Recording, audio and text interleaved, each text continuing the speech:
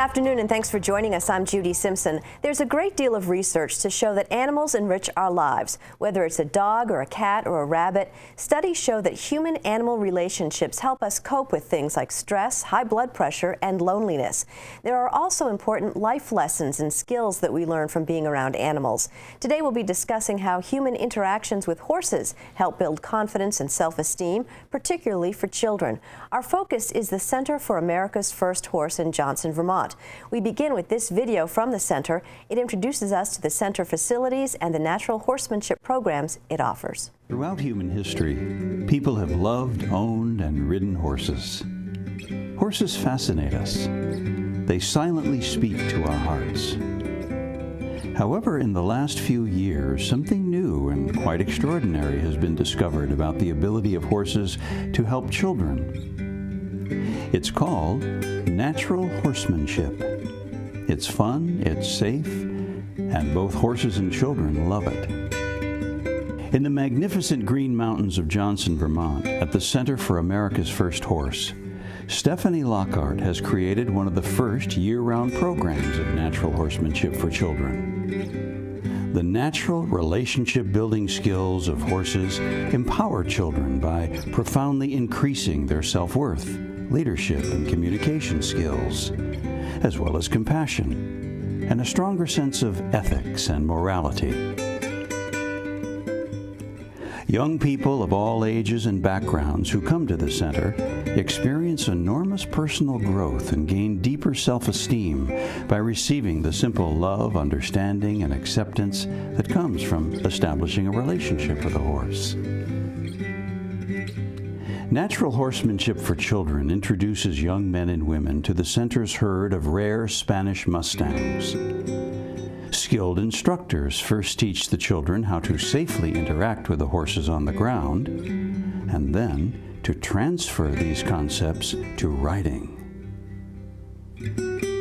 Working on the ground with a horse enables children to acquire the same love, trust, respect, and compassion that are naturally inherent in the herd dynamics of horses, and then to utilize these abilities with their parents, friends, and all of their other human relationships. More than the other. With my oldest daughter, she was really shy. She was very shy before she started interacting with horses, painfully so. And through her riding lessons and her interaction with the horses, she's come out of her shell in a lot of different ways. She is able to communicate and participate in school when she didn't before. She's thriving as a student. She advocates for herself at school and at home, whether it's with her parents or with her younger sibling, and she has a lot more confidence in her own abilities and her own skills, and it's transcend just being comfortable in her shell and being able to speak out to actually taking on leadership roles, and it's tremendous to see as a father. I think natural horsemanship has definitely taught me a lot about myself and a lot about relationships. I mean, one of the biggest things I've learned is patience. I mean, you have to be patient with the horses. If they don't get something right away, you have to work with them and be calm and just kind of wait till it clicks for them. Just like in human relationships, you need to be patient. Horses are like mirrors, and they kind of reflect maybe your inner feelings or feelings that you don't really know you've had. They almost read your minds. Today, children live in the age of partial attention. Not only do smartphones, Facebook, Twitter, texts, computers, and 24/7 activities depreciate a child's connectedness with others, they erode their relationship with themselves and remove them from the natural world. Horses help reconnect children to nature and humanity. The gentle horses at the center model relationships that demonstrate acceptance, kindness, honesty, tolerance, patience, compassion, and forgiveness. Growth and insights come not only from sitting on a horse's back, they are felt as well on the ground from a horse's heart. We've learned that when kids get involved here, not only are they learning about horses and about horsemanship, but they're really learning something about themselves. And the result of that is parents are able to learn a little bit more about their kids too, because the children tend to open up a little bit more after their sessions with the horses, and they're relaxed, they're happy. They go home with smiles on their faces, and if you have an opportunity to come up and see what we're doing, we invite you. Natural horsemanship for children is offered year-round at the Center for America's First Horse, a nonprofit organization. Well, our thanks to the Center for America's First Horse for sharing that video with us. And joining me now is the Center founder and director, Stephanie Lockhart, and alongside Stephanie is a frequent contributor from UVM's Animal Science Department, Dr. Betsy Green. Thanks so much for coming in. It was a great video. Thanks. I mean, Thank you. The picture really says 1,000 words. It does. Yeah. Now, we saw and we heard from a dad in the video, and he was talking about the growth of self-esteem and confidence in his daughter. What do you observe in the long term from young people who are involved in natural horsemanship?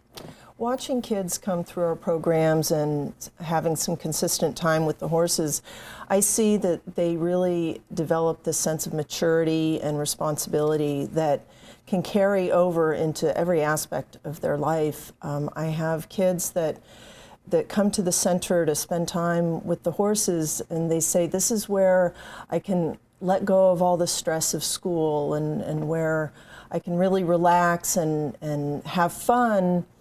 And they know that being there is something that really helps bring them out of their shells and gives them that self-confidence to be able to deal with life out there in the world. What about working with adults? We do quite a bit of work with adults also. In the summer, we host natural horsemanship clinics, and those are really geared around adults where they can bring their own horse or come and use one of mine. And the clinics help a lot with not just the horsemanship piece, but learning about what we do that may cause our horse to do a certain reaction or behavior. And it's been very helpful for adults to come and really get a sense of how their relationships with their horse also carries over into relationships outside of the barn. Mm-hmm. Now, Betsy, you've worked with Stephanie in the center on another aspect of farm education. Tell us a little bit about that. Yeah, in fall of 14, she was one of the stops on our annual land and horse stewardship workshops, and so it was great to stop out there, and of course beautiful colors and good crowd, a variety of folks there talking about how to be proactive and work, get your facilities so that you're being a good steward for both your horses and for the land. Can you give me some examples of that? Well, so some of the simple things there, people don't necessarily think about. If you say, okay, we have water running through here, how can we avoid having the horses have water running through manure or whatever? And it may be as simple as just moving a fence line slightly or a temporary fence line, or it may be creating a high traffic area, or just not having the horses out in that area when it is muddy or mucky. Mm-hmm. And also so they won't dig up the pasture, because the pasture acts as a normal natural buffer to clean the water as well. Right. Well, water quality issues are front and center. How do these types of workshops help Vermont farmers prepare for some of the new regulations that are coming down the road? Well, it's funny because we've talked many times on this show about the ag accepted practices. Mm-hmm. And so now you just change out that first A for an R, and now it's required ag practices. And it's a lot of similarities. There's still some changes going on as far as small farm certification.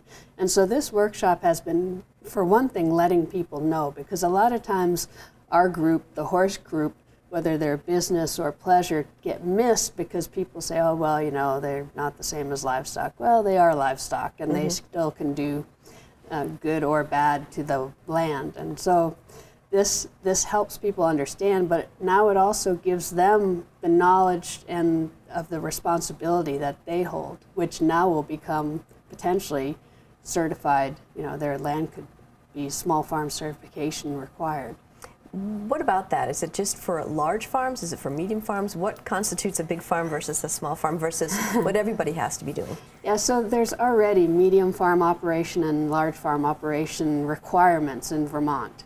And so you know, we have only, I think, one medium farm operation in horses, and because most of those are 750 for large, and I think it's like 250 to 7 or whatever it is, but there's not too many farms with 250 horses in Vermont. Right. And so any of those would fall in small farm operations and certification. And it's just making sure that you have plans for manure management and for getting rid of manure if you need to, when to spread the manure, or how to handle it so that you're not contributing to any of the water quality issues, which is the bill where this is coming under.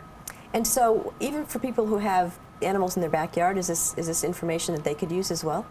Oh, absolutely. And we've had a lot of people that just are hobby horse type owners come to these types of workshops. And we've gone, you know, from Ferrisburg to South Burlington to Alberg and all around the state over the years with several folks. And it just, you know, you can have 5 horses on a small area that are doing more damage than 20 horses on a proper, you know, well-managed area. And so, Stephanie, what types of insider knowledge have you gained from Extension's equine workshops and activities? Well, what was really helpful when Betsy came out and did the pasture management workshop at the center was addressing areas where I needed to spend more attention, and one of those was with manure management. And since then, it's really brought an awareness of, you know, being a good steward of the land and what can I do to make sure that we're not setting anything up for problems in the future. So I've been able to make some changes in that way, and also reinforcing the importance of managing my pastures for my horses, which not only keeps them healthier, it also helps decrease my hay bill. And there's just an overall health to the facility when I am more knowledgeable and able to follow through with taking care of some of those areas. And the other important thing I learned from that was where the resources are to help me make those changes. And that's somewhere that, you know, there has been a gap in the past, and it was really helpful to be able to network with other agencies where I might be able to get some help to increase my use of the land. That's a really good point. Is that something that you hear a lot? I mean, that there are resources out there that can help with these issues. Yeah, and there actually are supposed to have more resources available now with all the funding that we're getting to try and clean up Lake Champlain. So when there are issues, there's supposed to be some, you know, whether it's equip funds from USDA or otherwise, whether it's building manure pads or fencing off wetlands, there are all kinds of opportunities. Now, not everybody qualifies for them, but certainly, you know, you can't win if you don't play. Yeah, that's an interesting point they bring up. It's an opportunity. It's not necessarily a punitive thing. This is an opportunity for people to make improvements. Yeah, and that's the whole, I mean, the Ag Agency is trying to work with people to fix issues before, rather than gotcha. They want to fix the things and help people move forward and be good stewards of the land. Now, Stephanie, I visited with you at the center in Johnson at the end of October for a news story about your water situation. You have a natural spring, which is the source of water for the farm and obviously for the horses. And the spring is failing, and you were raising funds to build a well. How's that going? It's going really well. They have started the work on the well, and we have undergone a very big fundraising campaign, and that's going really well. We're about $2,500 short from reaching our goal, and it's been really an amazing outpour of support from the community and from people coast to coast. So I'm really confident that we're going to be able to reach our goal, but we're not there yet. And so, Stephanie, if people want to learn more about the center or perhaps support your efforts, well, how can they do that? The best way is to go to our website, which is centerforamericasfirsthorse.org, all written out. And our website is always up to date with information. We also have a good presence on Facebook. We have a Facebook page you can visit. You can also call me directly at 802-730-5400. And also, you know, winter's coming, so people figure maybe You're going to be packing it in for the winter and hibernating, but no, there are going to be things going on. Oh, there's things going on year-round at the center, absolutely. All right, well, I want to thank you both for joining me today. That's our program for today. I'm Judy Simpson. We'll see you again next time on Across the Fence.